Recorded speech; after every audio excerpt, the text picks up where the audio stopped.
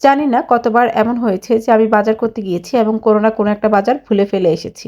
তো পরে যখন আমি ফেরত গিয়েছি তখন কিন্তু সেই বাজারটা আমি আর খুঁজে পাইনি। ইভেন আমি জানি যে আমি এই দোকানটাই ফেলে এসেছি কিন্তু ব্যবসায়ীরা কেন জানি না স্বীকার করে না। তো আসলে নোয়াখালীর ব্যবসায়ীদের নীতি নৈতিকতা দেখে আমার খুব অবাক লাগে। কারণ একটা কাস্টমার যদি বারবার আপনার কাছে না আসে তাহলে কিন্তু আপনার ব্যবসায় লস হবে এটাই স্বাভাবিক।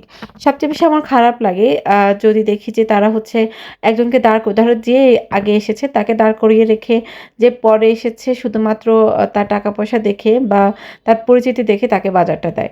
আসলে এইসব জিনিস ব্যবসায় এভয়েড করা একদমই বেশি উচিত। তো ভালো বিষয় হচ্ছে যে শীতকালে সকল সবজির দাম একটু বেশি থাকে। কিন্তু আজকে আমি অনেক সবজি অনেক কম দামে কিনেছি এবং অনেক ফ্রেশও পেয়েছি। নরমালি সবজি এত ফ্রেশ পাওয়াটা সৌভাগ্যের বিষয়। আর অনেক ভ্যারাইটিজ এর সবজি ছিল। আমরা হচ্ছে গরমকালে এত ভ্যারাইটিজ এর সবজি পাই না। তাছাড়া মাছও আজকে একটু মোটামুটি কম দামেই পেয়ে গিয়েছি।